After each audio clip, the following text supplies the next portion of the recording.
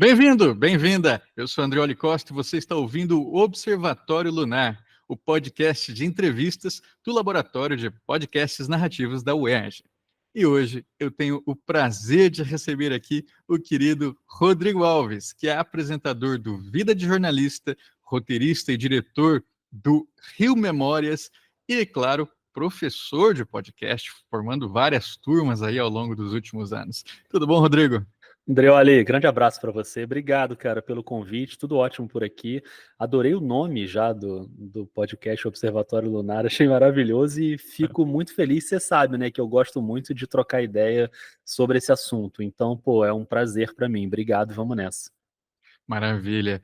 Rodrigo, então, para quem não te conhece, eu gostaria que você se apresentasse, né? E diga, então, quem é Rodrigo Alves? Cara, eu sou um jornalista já há 25 para 26 anos, sempre trabalhei em redação até uns 4 anos para cá, quando eu resolvi me dedicar, de uns 3 anos para cá, à produção de podcasts, né? Eu já fazia podcast desde 2018, eu fazia primeiro um podcast de bate-papo sobre basquete, o Dois Pontos, quando eu trabalhava na Globo, no Esporte da Globo. E no mesmo ano eu lancei o Vida de Jornalista, que é o meu projeto autoral, enfim, é o podcast que já tem mais de 5 anos no ar e que é o projeto do meu coração, que é sobre o ofício, sobre a profissão, os bastidores de reportagens, de coberturas, perfis e carreiras de jornalistas que eu considero importantes, que é um projeto que eu já tenho tocado desde 2018 e que me deixa muito feliz. E desde que eu passei a me dedicar exclusivamente aos podcasts, eu também tenho feito outros podcasts, eu abri uma produtora, e aí eu tenho feito podcasts todos narrativos, sempre é o que eu gosto, é o que eu amo fazer, é o que hoje me dá mais prazer de fazer no jornalismo, né? Sempre com essa pegada jornalística ou histórica, ou as duas coisas, mas eu gosto muito de pensar em experimentação de linguagem, a maneira como a gente conta as histórias, e acho que o podcast narrativo proporciona isso. Então, na essência, eu sou um jornalista, não sei se eu vou estar fazendo podcast daqui a 5 anos, 10 anos, provavelmente eu vou continuar fazendo jornalismo de algum jeito, mas hoje o que me apaixona é fazer podcast, é trabalhar com jornalismo em áudio, e principalmente os podcasts narrativos. Não sei se você pode contar já, mas você me deu um spoiler que você está pensando num projeto novo aí, né? Que é jornalístico e não é. Eu estou fazendo, nesse ano de 2004, 3 podcasts ao mesmo 2024. tempo. Eu falei o quê? 2004? Oi. 2004 eu ainda não fazia podcast, então é 2024, desculpa. 2024 eu estou fazendo 3 podcasts narrativos grandes. Um é a 5ª temporada do Rio Memórias, que é o podcast que eu já faço há algum tempo. Eu faço os roteiros, coordeno a produção, apresentado pela Gabriela Montoni. E eu estou fazendo outros 2 que eu não posso adiantar muito ainda, por questões lá enfim, de contratos, né, com o cliente, mas um é numa pegada parecida com a do Rio Memórias e o outro é numa pegada que flerta um pouco com a ficção, com a construção de cenas e personagens. Eu, inclusive, eu faço um personagem nesse podcast, que meio que sou eu mesmo o personagem, porque o personagem é um jornalista que apresenta um programa, então tá tudo dentro do meu universo.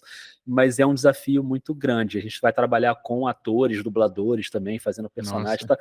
Tá um negócio assim que dá um frio na barriga, mas é uma produção que eu estou gostando muito de fazer e com boa parte da equipe que já trabalha comigo, com a Clara Costa, que você conhece, André, que é a editora e sonorizadora do Rio Grande Memórias. editora, grande Ela editora. ela é muito legal e ela também está nesse projeto. E mais, vou te adiantar um spoiler aqui. Ela também faz uma personagem nesse podcast, então a gente vai ouvir a voz dela também nesse podcast. Enfim, mas isso são coisas para serem publicadas aí mais para o segundo semestre, mas eu estou me equilibrando agora. E eu nem coloquei nessa equação aí o Vida de Jornalista, Vida. né? Que é o meu podcast, né, do coração, mas que eu ainda não consegui encaixar no cronograma, porque no fim das contas é isso, né? O Vida ainda não é o que paga os meus boletos, então eu tenho que ir fazendo esses outros trabalhos que muito, muito bom para mim, pelo menos eles me dão muito prazer.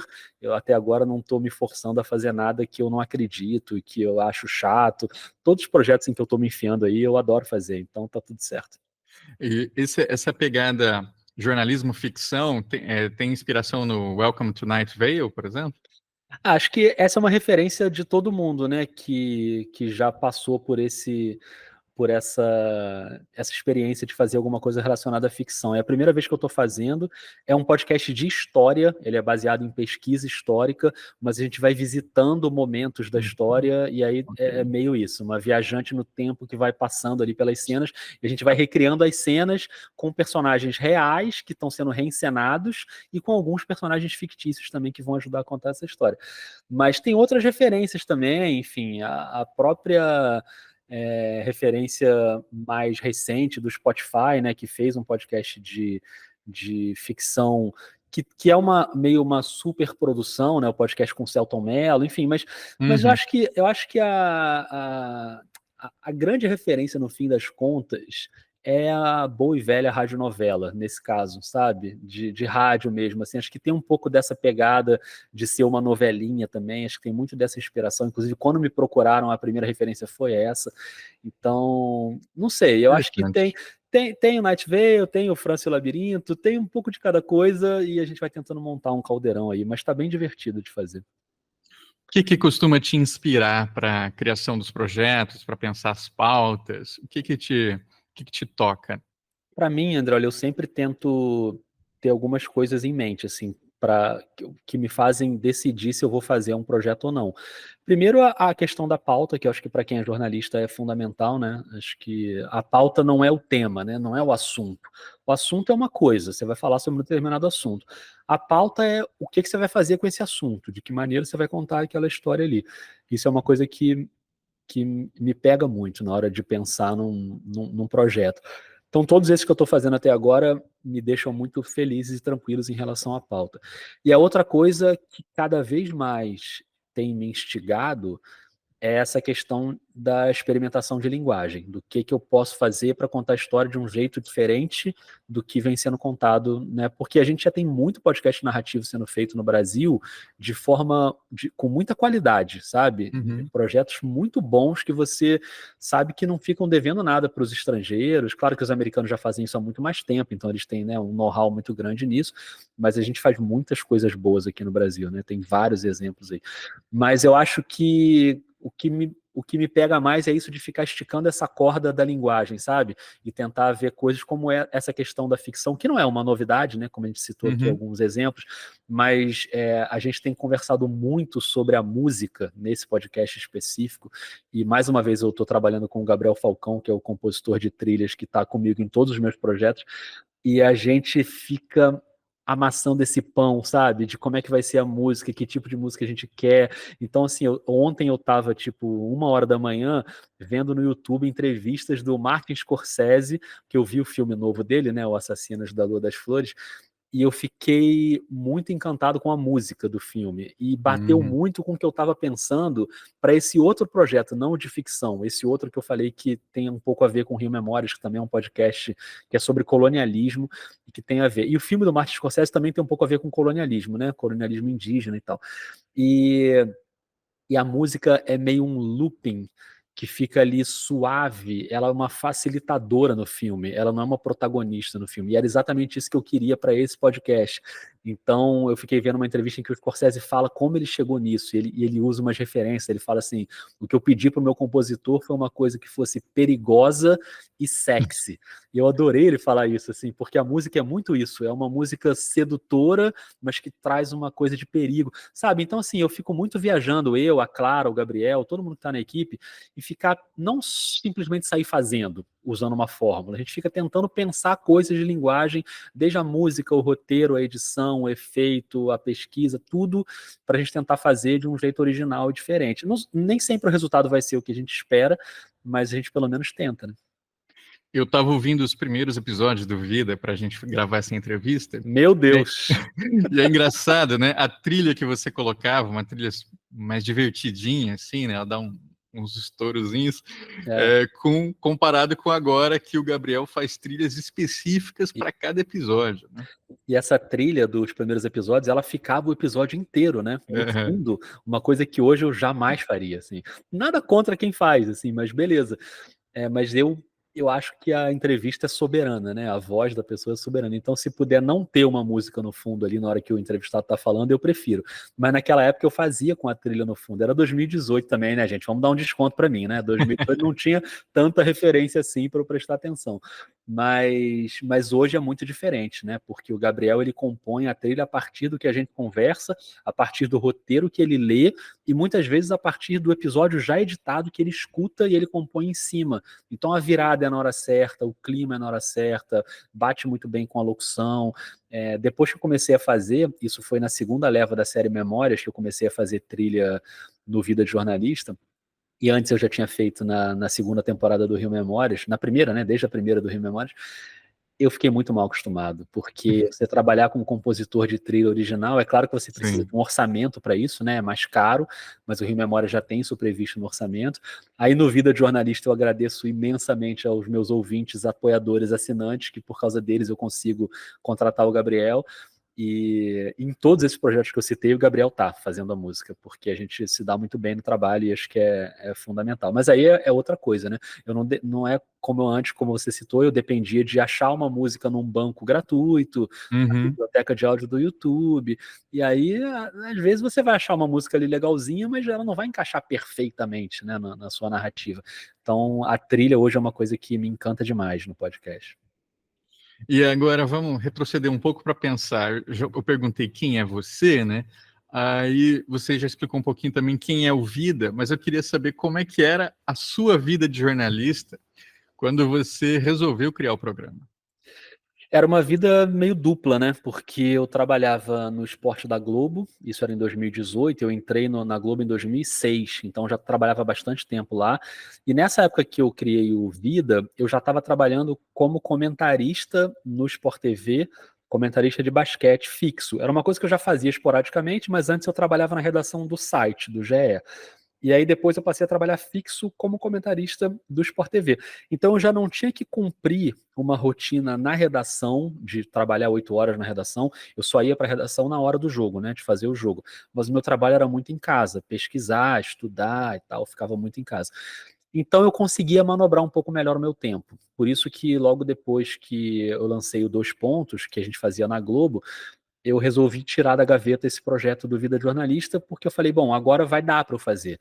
Eu vou ter tempo de fazer uma entrevista. Eu consegui, eu tenho que pesquisar. Eu trabalho muito na madrugada, né? Acho que quem me conhece sabe que eu sou um ser da madrugada. Então, eu fico muito ali no fuso, meio trocado.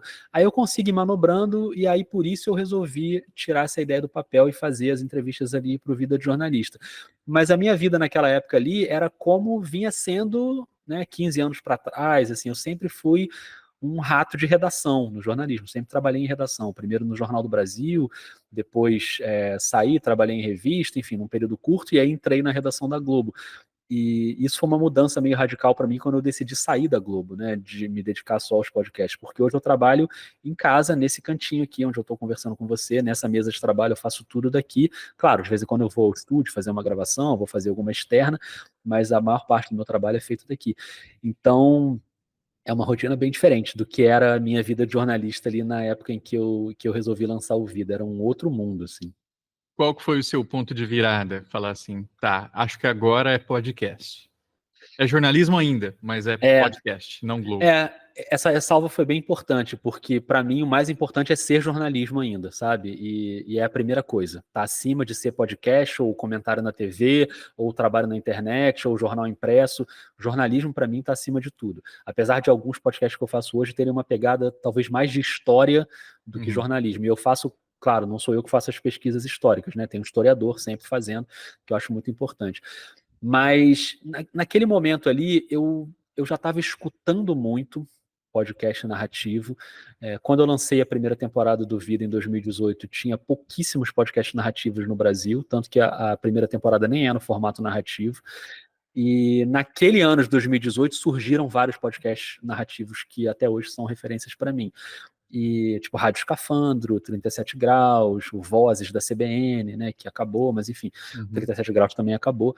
Mas são podcasts que eu ouvi aquilo ali, eu falei, pô, eu quero fazer isso. Os americanos já faziam, né? Claro que a gente já tinha alguns no Brasil, tipo Projeto Humanos, né? Enfim, alguns Mas outros era já mais muito, muito antigos, recente mas era também, né? raro, E aí ali eu fiquei meio obcecado com aquilo. E eu comecei a fazer nessa rotina dupla, né? Trabalhando na Globo e fazendo podcast. E aí comecei a fazer contas, né, Andreoli? Se dava para eu fazer esse salto, porque, poxa, era um emprego, né? A gente sabe que o mercado de jornalismo é difícil e quem tem um emprego se agarra nele, né? Então você tem benefícios, plano de saúde, todo esse tipo de coisa que eu tive que botar no papel. Inclusive, antes de entrar aqui na gravação com você, eu estava conversando com uma amiga minha que também está nesse dilema de sair, será que dá, será que não dá? E a gente estava conversando exatamente sobre isso agora. Mas é difícil, é uma decisão difícil. Mas aí eu fazendo as contas todas, demorei quase um ano pensando nisso e tomei essa decisão de sair, porque ali eu falei, o que eu quero fazer de fato agora é isso, e o meu trabalho, de certa forma, eu adorava trabalhar no Sport TV, era ótimo, me divertia, a equipe era ótima, o trabalho era ótimo, mas ele, de certa forma, limitava o quanto eu podia avançar na produção de podcast, né? Porque eu tinha compromissos ali para fazer e tal, então eu ficava meio limitado, sempre trabalhando no cantinho ali da madrugada. E aí não foi uma decisão fácil, mas chegou uma hora que eu falei, não, é isso, o que eu quero fazer agora é podcast, e não tenho nenhum problema em daqui a 1 ano, 2 anos, eu falar, não, eu não quero mais, eu quero voltar para a redação, eu tenho zero apego à maneira como eu vou contar as histórias, eu quero sempre contar a história do jeito que está me fascinando naquele momento, sabe? Se daqui a pouco mudar e vier uma outra coisa, se eu, sei lá, encasquetar que eu quero trabalhar com um jornal impresso. Eu quero voltar para uma redação de jornal, que parece uma coisa muito antiga, né? Falar isso hoje. Mas sei lá, pô, pode ser que me dê isso na cabeça, então eu não tenho nenhum problema com isso. Mas eu acho que jornalismo eu vou fazer durante um bom tempo ainda. Nos primeiros episódios do Vida, você até avisa, né? Se você prefere texto, tem a nossa matéria. Se você prefere vídeo, tem no YouTube, né? Teve também um processo de aceitar o áudio como a mídia principal? Isso é engraçado porque foi meio um ciclo isso. No início tinha essa preocupação de se o áudio é o suficiente, né? Então eu sei que muita gente prefere ler, tem muita gente que prefere assistir, e o Vida nunca teve o vídeo em si, né? Mas ele sempre teve no YouTube também com uma cartelinha e o áudio, né? E sempre foi uma preocupação também ter, principalmente a partir de um determinado momento ali na segunda temporada, de publicar as transcrições dos episódios na íntegra para quem quiser ler e para quem tem algum tipo de deficiência auditiva também e não vai conseguir ouvir o conteúdo, tem essa opção, acho que você amplia ali a sua cartela de ouvintes, né? Acho que é importante a questão da acessibilidade. Mas isso foi curioso, porque logo ficou muito claro para mim que o áudio é o suficiente para quem gosta de áudio, sabe? Então, às vezes eu vou conversar assim numa turma de faculdade e, enfim, já conversei com a sua turma também na UERJ, eu costumo ir bastante assim, né, nas faculdades. E às vezes as pessoas me perguntam, você vai montar alguma apresentação? Você vai fazer É verdade. montar slides e tal?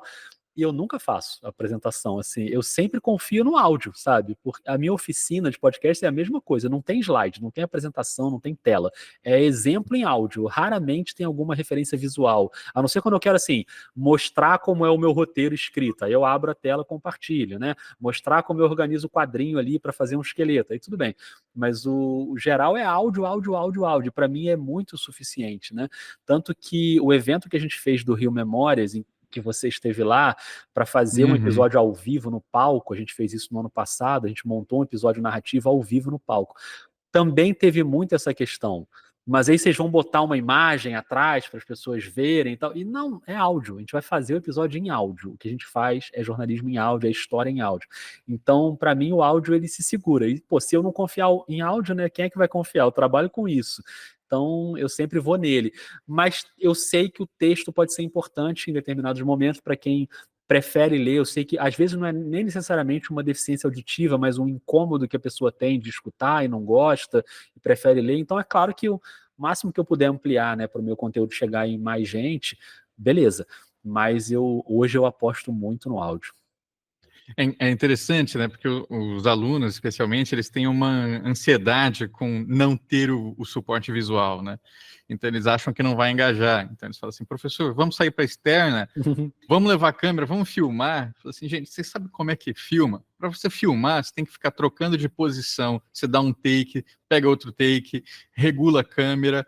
Cada hora que você sai da luz, você tem que regular essa iluminação. Então, se você for pensando em vídeo, você não vai estar focando em áudio. E a gente está fazendo áudio, né? Então, a gente precisa estar com a concentração ali na captação.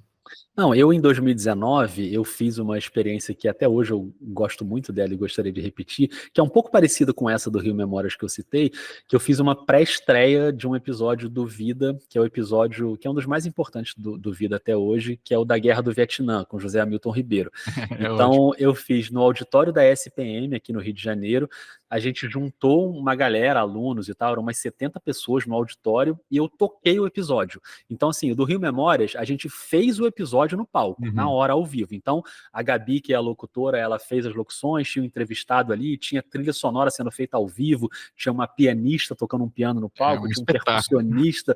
Então, era tudo feito ao vivo. Efeitos sonoros a gente fez junto com a plateia. Enfim, foi uma outra coisa. Esse do Vida, não. Eu simplesmente toquei o episódio pronto para as pessoas ouvirem. Um episódio de 1 hora, sem nenhuma referência visual. E é meio tenso isso, porque a pessoa tem que Uhum. ficar 1 hora sem ter para onde olhar. É como se ela estivesse numa sala de cinema que não tem a tela do cinema. Ela tem que ficar só ouvindo. E aí foi engraçado, porque eu fiquei sentado de frente para a plateia, né, para ver a reação da plateia. E, Andreoli, umas 3 pessoas, acho que 4 pessoas, dormiram, assim, sem nenhuma cerimônia, de jogar a cabeça para trás e dormir, fechar o olho e dormir, e roncar. E tudo bem, beleza, precisou dormir ali. Era de manhã cedo ainda na faculdade, então, pô, Sim. tava todo mundo com sono, beleza. Mas é muito legal, né, porque você vai vendo que no início as pessoas ficam procurando para onde olhar, onde que eu vou fixar o meu olhar aqui para prestar atenção, e depois você vai vendo as reações, né? O momento em que a pessoa faz a cara de espanto, o momento que a pessoa ri. Então, foi muito legal essa experiência. Eu queria fazer isso de novo, tipo, pegar um episódio pronto e fazer uma Uhum. sessão de escuta, né? Acho que o Projeto Querino fez isso também, o Thiago Rogério juntou uma galera muito boa e fez uma pré-estreia com todo mundo com fone de ouvido ali para tocar. Sim. Então, pô, foi muito legal. E o meu nem teve fone de ouvido, foi no alto-falante mesmo do auditório. Mas foi uma experiência incrível, que já tem quase 5 anos e que eu queria repetir. Então a gente tem, bom, só de eu ter mencionado aqui a ideia da câmera, né, a gente já vê como o áudio tem facilidades. Então você consegue fazer coisas que talvez para o audiovisual mesmo, né, você precisasse de muito mais recurso, equipamento, equipe, enfim. Eu queria que você pensasse também para a gente quais são os desafios do áudio, né, as grandes dificuldades de fazer uma produção midiática nesse formato. Eu acho que tem vantagens e desvantagens aí. Certamente tem desafios muito grandes. Eu acho que uma vantagem que tem em relação à edição de áudio é que você consegue fazer a magia acontecer de uma Uhum. maneira mais fácil do que em vídeo, porque uma edição de áudio você consegue desde limpar uma fala de uma pessoa que você entrevistou, você consegue limpar sem parecer que está editado, né? Em vídeo, se você fica editando, fica picotando a imagem, a cabeça da pessoa fica mexendo, né? Você vê que está editado. No áudio você consegue. Limpar, ele não está nem falando, gente, de limpar no sentido de tirar ruído, é limpar mesmo, de tirar Isso, gaguejo, juntar palavra, exatamente. reformar a frase inteira, né? Tirar um silêncio que ficou exagerado aqui e ali. Qualquer corte que você faça em vídeo é perceptível. No áudio, não. Parece suave ali e fica ótimo. Mas você certamente tem desafios. Para mim, o maior desafio no trabalho que eu faço, que é narrativo, né? E que eu acho que o pessoal que está escutando, vendo a gente, passa muito pela cabeça das pessoas também, é fazer o ouvinte se sentir ali dentro da cena, sabe? Da história. Que é uma coisa que, para mim, tem um paralelo aí com a literatura, sabe? Mais do que com o cinema. Porque a Uhum. literatura é isso, você está lendo ali um texto e você fica o tempo inteiro imaginando como é que é o personagem, como é que é a cena, o que está acontecendo. Podcast narrativo em áudio, acho que é isso, né? Podcast narrativo em áudio é uma redundância, porque podcast narrativo em vídeo, ele já existe há muito tempo, se chama documentário, né? Então, tudo bem. Sim. Mas assim, o podcast narrativo tem essa questão, né, de brincar ali. Para mim, o elogio que mais me deixa feliz quando alguém fala em relação aos podcasts que eu faço é: pô, Rodrigo, eu me senti dentro da cena ali, me senti junto com você. Isso aí para mim me ganhou, sabe? Quem fala isso me ganha completamente, porque a minha ideia é exatamente essa: o tempo inteiro não esquecer que tem um ouvinte do outro lado, e geralmente eu tento pensar em um ouvinte, não um coletivo de ouvintes. Acho que para mim, eu sempre penso no podcast como uma coisa de um para um, sou eu Uhum. falando para uma pessoa, então sempre que eu me refiro ao ouvinte, eu me refiro no singular, eu não falo caros ouvintes, não sei o que, eu sempre tento falar para uma pessoa, que é aquela pessoa que está escutando. Apesar de eu ter dado um exemplo aqui de um momento em que eu botei 70 pessoas para ouvirem ao mesmo tempo lá no auditório. Mas geralmente, né, as pessoas ouvem podcast sozinhas. Então, acho que esse é um desafio, sabe? De você.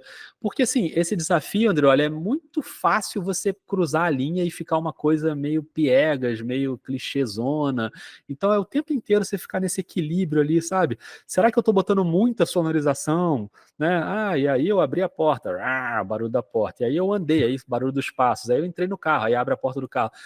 Então, quando você começa também a se perder nesse personagem do sonorizador, eu acho que fica uma coisa exagerada.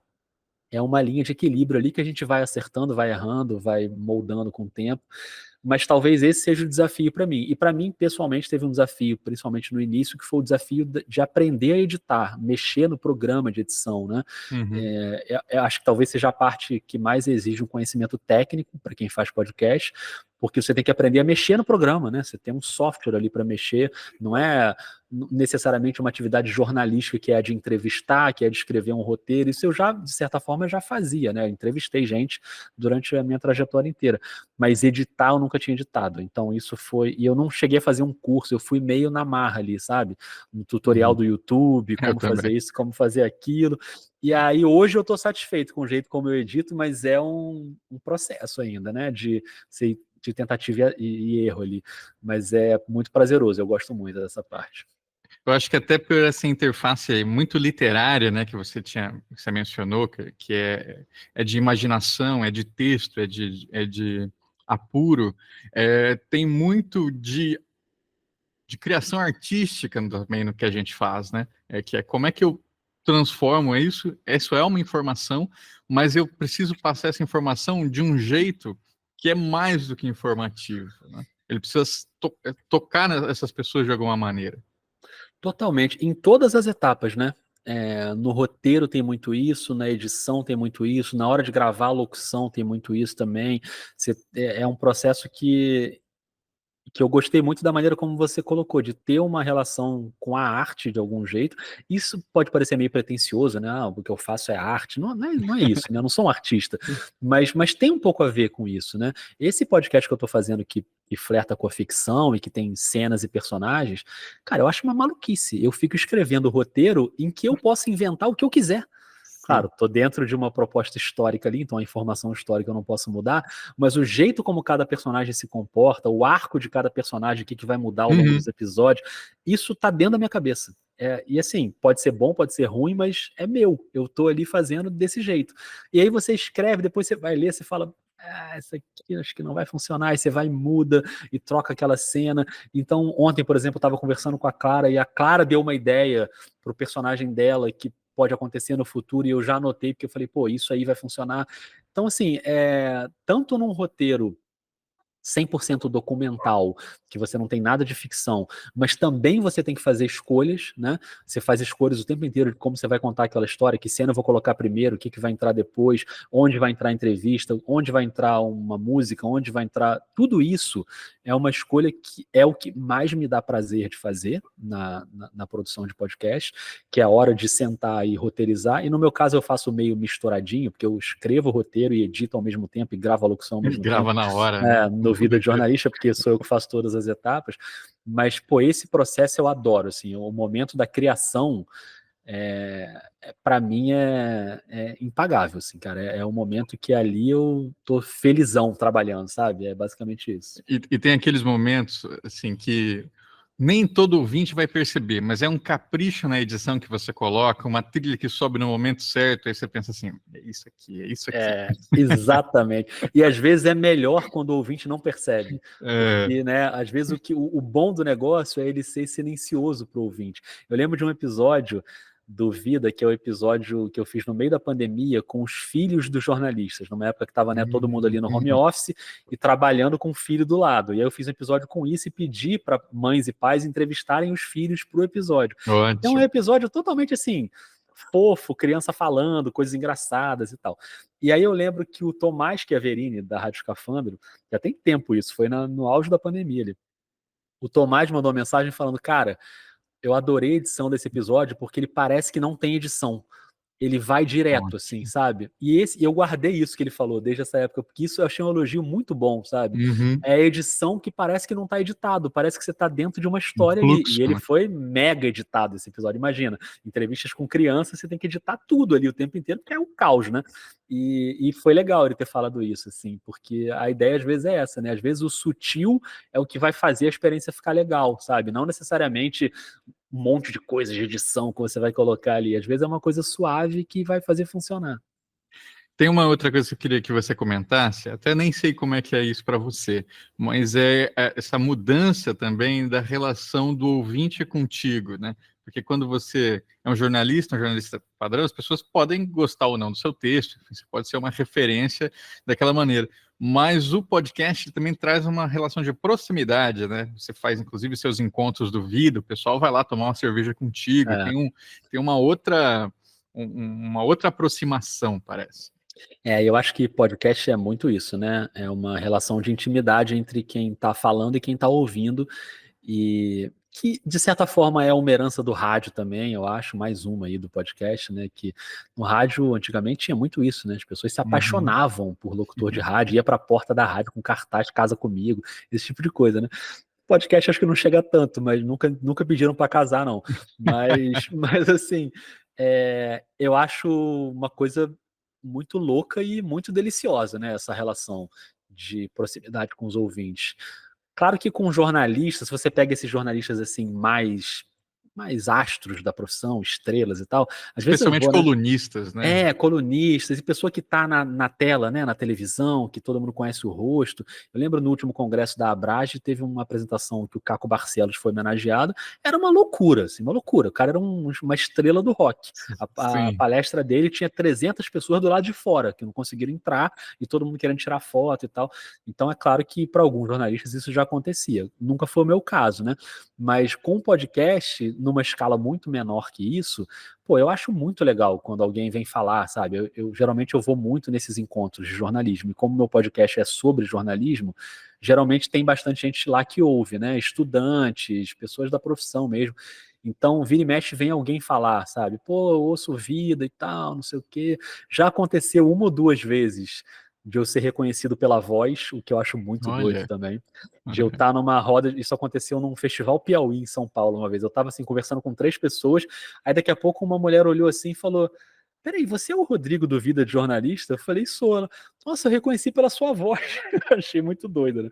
Mas tem muito isso. Então, esse senso de comunidade, de ouvintes, é um negócio que eu tento alimentar muito, sabe? De o tempo inteiro ficar interagindo, seja em rede social, seja nesses encontros aí que você citou. Sempre que eu viajo para algum lugar, eu boto uma mensagem lá no Instagram, no Twitter: "Galera, eu tô aqui na cidade tal, e aí, bora ali conversar?" E aí vem uma galera que eu digo, não é assim 100 pessoas, às Sim. vezes 15 pessoas, 10 pessoas, 20 pessoas, pô, que eu já acho muita coisa, né. Pessoas que eu nem conheço, algumas eu já conheço, mas a maioria não, que vão lá porque gostam do trabalho que eu tô fazendo aqui, nesse cantinho da minha sala, sabe. Eu Uhum. acho isso uma doideira muito positiva. Então sempre tento alimentar isso. E essa relação acho que tem muito a ver também com, e aí isso vale para vários podcasts, para a maneira como eu me refiro ao ouvinte durante o podcast. Eu o tempo inteiro nos episódios do Vida, pelo menos uma ou duas vezes, eu chamo o ouvinte. Você que está escutando, o que você achou disso? O que você achou daquilo? Para quem está ouvindo também, não achar que eu esqueci de quem está do outro lado, sabe? E que sou só eu falando. Não, eu quero falar diretamente com aquela pessoa. Então, falar literalmente isso na locução, eu acho uma coisa que para mim é importante. Vira e mexe nos episódios, eu chamo. Você que está ouvindo, pensa aqui comigo. O que você faria nessa hora do que essa pessoa Uhum. falou, né? Eu Então, sei que você está pensando é isso, né? isso, exatamente. Às vezes eu faço essa brincadeira, eu te conheço, você que está aí do outro lado, eu sei que você já pensou, não sei o quê, não sei o quê. Então, essa relação para mim nutrir isso aí, para mim é muito importante, sabe? Uma coisa interessante do Vida, né, é que ele também constrói pontes entre esses jornalistas das antigas, especialmente na série Perfil, com essa nova geração. Então, por exemplo, o último episódio com o Francisco José, eu nunca tinha visto aquela reportagem lá que ele está sendo sequestrado e fazendo uma passagem, né? Então isso é muito interessante também enquanto documento, né? Um Não, documento de gerações. O cara tá dentro de um carro com 5 sequestradores e 5 reféns, ele é um dos reféns, e ele com o microfone na mão, falando ao vivo pra TV. É uma coisa que hoje é meio inimaginável, né, assim, até Sim. pelas assim, ainda bem que é inimaginável, né, porque você tem protocolos de segurança ali, que impedem esse tipo de coisa, mas era um outro tipo de jornalismo que a gente também pode aprender com ele, né? Esse episódio de Francisco José, eu aprendi muitas coisas ali, de coragem mesmo de exercer a profissão, sabe? Coisas que eu certamente não faria, mas que ele se mete em algumas roubadas, assim, que talvez eu não me metesse. Mas, enfim, ele é uma lenda da profissão. E essa série aí de perfis, a intenção foi meio essa mesmo, sabe? Misturar essas gerações. Então, tem algumas pessoas com mais de 60 anos. Bom, a série abre com uma pessoa com 80 anos, que é a Dorit Arazin, né? Ela não tá Uhum. no episódio porque ela não gosta de dar entrevista, mas é um perfil dela, sobre ela. E tem gente de 20 e poucos anos, sabe, ali também, que ainda tá no começo de uma trajetória, mas que já fez coisas muito interessantes. Então, esse é meio um mote do Vida de Jornalista, tentar abrir o máximo o leque que eu conseguir de mostrar aspectos diferentes da profissão para quem, ou para quem está começando, para quem ainda está estudando, ou para quem já está mesmo na pista aí há muito tempo, porque também o Vida tem muitos ouvintes de gente mais experiente, assim, né, que já está na redação. Isso me deixa também muito envaidecido, sabe? Tipo, a Juliana Dalpiva mandar uma mensagem Uhum. assim, fala, nossa, eu amo o podcast, eu ouvi, não sei. Eu falo, meu Deus, é a Juliana Dalpiva, né? Ela já foi entrevistada, inclusive, no Vida. E, inclusive, é um dos episódios mais escutados É do Vida. ótimo. E ela é uma querida, né? Mas saber que ela ouve os outros episódios me deixa muito feliz. Isso vale. Bianca Carvalho, ela é apoiadora do Vida, sabe? Fabiana Moraes é apoiadora do Vida e Ó, ouvinte. Então, assim, esse tipo de coisa, pô, para mim não tem preço, né? E também não tem preço quando chega uma estudante que eu não tenho a menor ideia de quem seja e me para num congresso e fala que o Vida foi importante, sabe, na graduação. Então, assim, no geral, às vezes eu penso em parar de fazer o Vida. Aí eu tenho que ir num evento para ouvir umas coisas dessa, e aí eu falo, tá bom, não posso parar, vamos seguir então. muito bom, cara. E aí, o que eu estava pensando aqui também é sobre o Vida enquanto esse desafio de fazer, né? Que você mesmo tinha falado, que não tem. Assim, ele tem o recurso dos apoiadores, mas ele também não é a sua fonte principal de renda, né? Então, por que continuar fazendo? Continuar fazendo, então, por uma inspiração, assim, por um desejo de fazer parte ainda de uma comunidade? O que que te move nisso?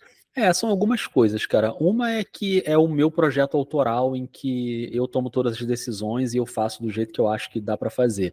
Todos os outros podcasts que eu faço, eu tenho muita liberdade pra fazer, sabe? E as pessoas Uhum. acreditam muito em mim e confiam em mim pra eu fazer do jeito que eu acho que devo fazer. Mas claro que são podcasts para clientes, né? Vamos dizer assim. Às vezes essa relação nem parece de cliente, porque tem uma relação muito boa ali, em todos os casos. Mas é claro que tem um cliente que tem que aprovar, que às vezes vai pedir alguma coisa para não ir nessa linha e naquela, e é normal. O Vida de Jornalista é o oposto extremo disso. Eu até sinto falta de alguém para escutar e me falar: não, isso aqui você podia ter feito de um outro jeito. Porque não tem ninguém para falar nada até a hora que ele vai pro ar. Aí na hora que Uhum. ele vai pro ar é que as pessoas vão ouvir. Então é um projeto muito autoral, e assim, eu me sinto muito à vontade para fazer várias experimentações de linguagem, tipo para fazer o episódio lá que eu fiz sobre o disco voador em Casimiro de Abreu, que é um episódio musical, que tem uma música com letra que conta a história, entendeu? Que é uma coisa que talvez num podcast para o cliente eu não conseguiria fazer, sabe? E no vídeo eu fiz porque eu fiz. A pessoa pode gostar, pode não gostar, mas está lá. Então, experimentações de linguagem são coisas que me movem muito. E aí tem essa coisa também, que era um propósito inicial, que era isso de fazer um podcast para a comunidade jornalística brasileira, sabe? Tanto os Uhum. jornalistas já formados como os estudantes. E isso foi de fato uma coisa que deu certo para mim, sabe? E hoje eu sei que nas faculdades as pessoas ouvem, nas redações as pessoas ouvem, e aí, quando chega esse tipo de comentário, eu me sinto mais motivado a continuar. Isso parece uma coisa meio demagógica, assim, né? Meio sentimentaloide, mas é verdade mesmo, cara. Eu me sinto muito assim, sabe? De falar, pô, trabalho que eu estou fazendo, e é claro que não é por mim, né? Eu sei que é por causa das pessoas que eu entrevisto, né? As pessoas não ouvem o Vida para me ouvir, elas ouvem o Vida para ouvir as pessoas que eu estou trazendo. Mas eu sei que isso tem uma importância, né? Eu sei que funciona como um complemento de formação, sabe? De você entender a experiência do seu colega, como é que é. E isso é uma coisa que, no fim das contas, é meio egoísta também, porque também serve muito para mim, né? Eu também, enfim, sou muito curioso para saber como é que a pessoa trabalha, qual é o método, como é que escreve, como é que foi o bastidor. Qualquer coisa que eu vejo no jornalismo que eu gosto, minha primeira reação é pensar, pô, como é que a pessoa fez isso? Como é que foi isso? Como é que ela conseguiu essa entrevista? Como é que foi essa apuração? Como é que é a relação com essa fonte? Como é que foi depois? Como é que é a relação com o chefe dela na redação para publicar isso? Então, tudo isso são coisas que as pessoas vão contando no Vida, né? E por isso que, apesar dessa questão da grana, o Vida hoje ele me rende ele tem uma renda mensal aí dos assinantes de mil reais, mais ou menos, 1.000 e poucos reais. Ele já teve 120 e poucos assinantes, hoje ele tem 60 e poucos assinantes. É um número que vem caindo. E tudo bem, porque tem muita coisa aí para apoiar. Eu mesmo apoio vários projetos e é meio cíclico isso, né? A gente vai rodando os apoios e beleza. Então eu sei que não vai ser o que vai pagar minhas contas, mas eu uso todo esse dinheiro para investir no próprio Vida. Então, para pagar uma viagem minha para gravar o episódio, sei lá, com a Inês Aparecida lá em Fortaleza, eu fui lá para gravar com ela. O próprio Francisco José, eu fui para Recife para gravar também. Então, todos esses gastos que eu tenho de equipamento, de assinaturas de plataformas, de viagens, de transporte, de estúdio, as entrevistas da série de perfis, quase todas, praticamente todas, eu gravei em estúdio, isso custa dinheiro. Então, tudo isso eu uso essa verba dos ouvintes. E eu não pago para fazer o Vida, sabe? E eu acho que no mundo do podcast isso já é uma vantagem, você não pagar para fazer o seu conteúdo. Então, pelo fato de eu não pagar para fazer, eu consigo manter a produção e eu vou pagando meus boletos fazendo esses outros trabalhos e fazendo a minha oficina e por aí vai. Então, hoje eu consigo manter esse equilíbrio. Não sei se vai ser sempre assim. Agora, por exemplo, eu estou nesse momento em que primeiro semestre eu dificilmente vou conseguir produzir alguma coisa para o Vida. Eu estou pensando em fazer alguma coisa de episódio bônus, assim, só para não ficar sem nada, mas uma temporada eu não vou conseguir fazer no primeiro semestre, o que é muito ruim, né? Porque, assim, tem gente que apoia ali financeiramente e tal, e eu entendo que é uma coisa ruim. Mas, infelizmente, é o que dá para fazer. Assim, é um podcast muito nichado, né, com um público muito nichado, não tem uma audiência muito grande, então para conseguir financiamento é mais difícil. Eu entendo tudo isso, mas eu quero não parar de fazer, sabe? E mesmo que eu tenha que fazer intervalos maiores, continuar fazendo, porque eu sei que as pessoas gostam e eu sei que eu gosto. Então, acho que isso é importante também. Por que você reeditou alguns programas? Porque quando eu fui ouvir os antigos, você dá até o aviso, né? Falou assim, ó, eu atualizei esses programas aqui, vocês vão ouvir a versão 2.0 deles. Eu fiz isso com a primeira leva da série Memórias, que foi publicada em 2019, que foi esse episódio aí da Guerra do Vietnã que eu falei, ele foi o 8º episódio, né? O último episódio dessa série, da primeira leva. Só que foi 2019, né, André? Olha, eu nunca tinha feito podcast narrativo, eu não tinha um equipamento decente, eu fazia num microfone qualquer, a qualidade da locução não era tão boa, a qualidade da edição, claro que vai melhorando, e ela vai melhorar sempre. Eu sei que o que eu editar daqui a um ano vai ser melhor do que o que eu estou editando hoje, porque é muito hábito, né, experiência. E aí, quando eu fui fazer a segunda leva da série Memórias, eu juntei o útil ao agradável ali. Eu falei, eu vou ter um período aí de intervalo, sem episódios, então eu vou republicar esses episódios da primeira leva, que tinha acontecido 2 anos antes. Por quê? Porque aí eu faço um aquecimento para a segunda leva, né? Muita gente lá em 2019, o público do Vida era muito menor, então muita gente que chegou depois não tinha ouvido aqueles episódios lá atrás.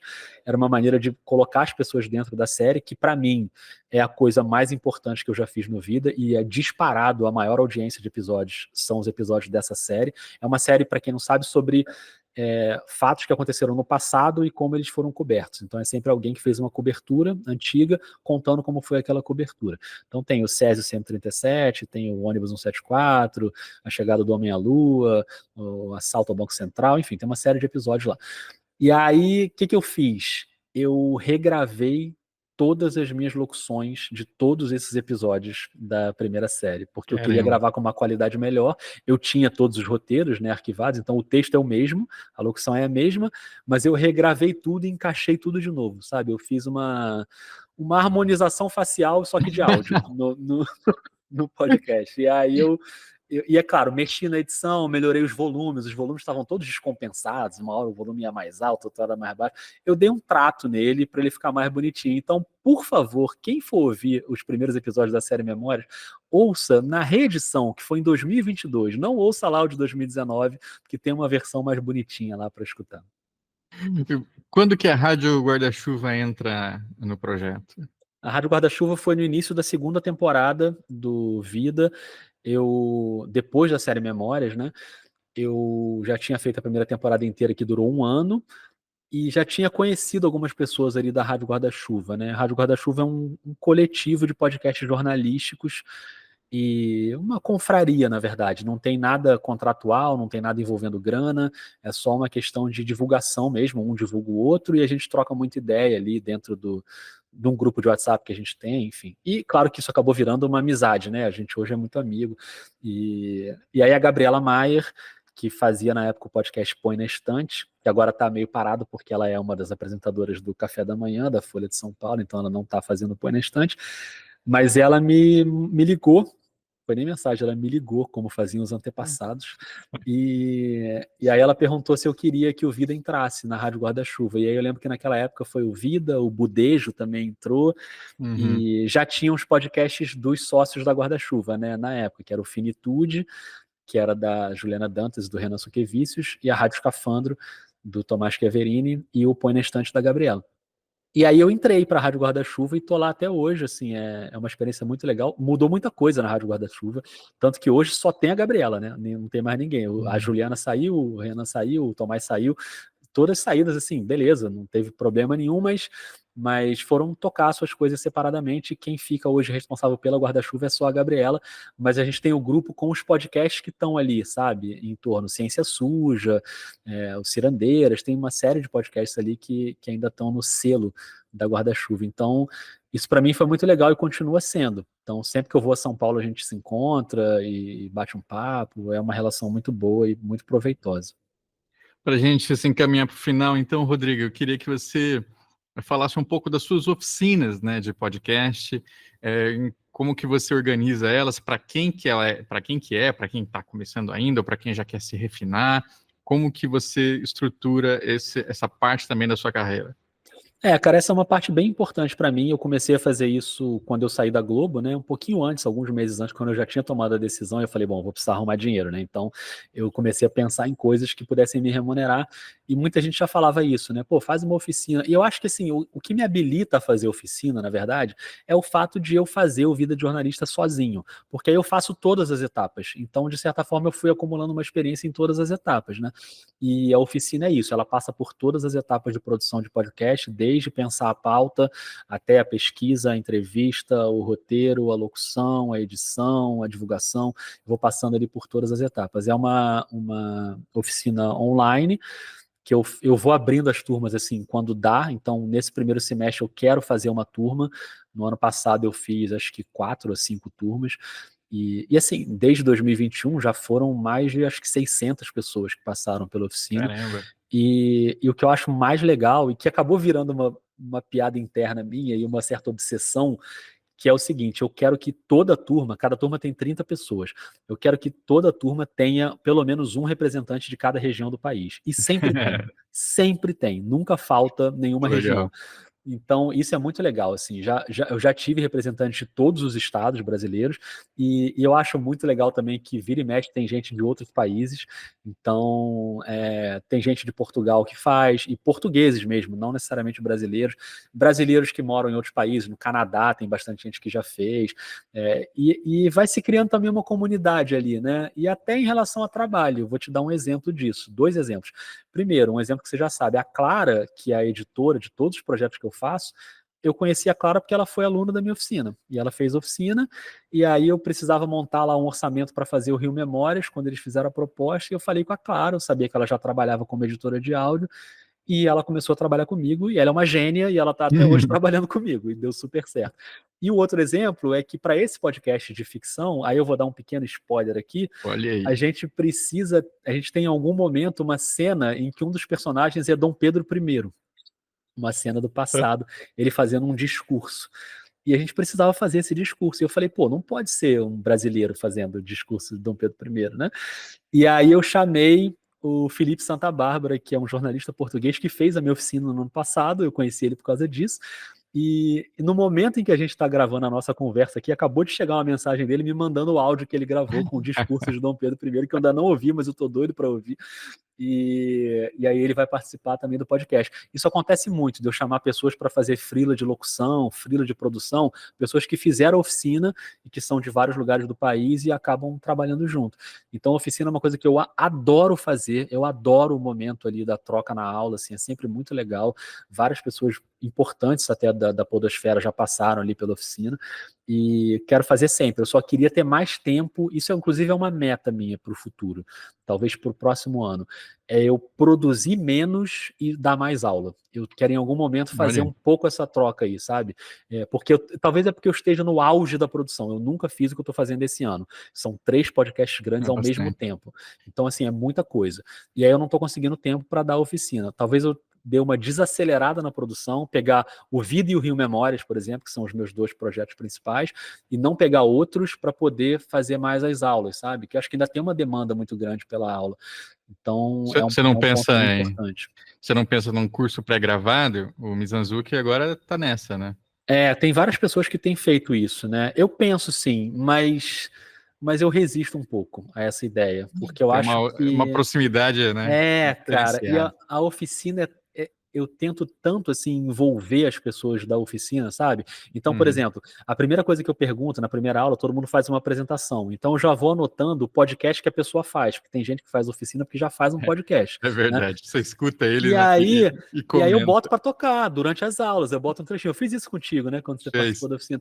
Eu boto um trechinho ali, pô, e aí a pessoa que tá na oficina, ela acho que ela acha legal, né, pô, botou aqui Uhum. meu podcast pra galera ouvir e tal. Aí eu peço pra pessoa contar como é que ela faz. Então, isso aí, se for na aula pré-gravada, a gente perde isso.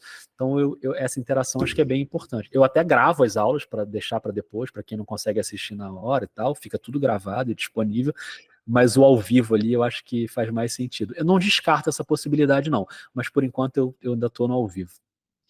Então, para a gente encerrar, eu queria que você, Rodrigo, indicasse para os ouvintes 2 programas. Um seu, né? Um que você acha que merece ser escutado, seja por N motivos, você conta para a gente, e outro de um outro podcast, de uma outra produtora, né? Que você acha que vale a pena conhecer porque ele te tocou de alguma maneira, te sensibilizou de alguma maneira.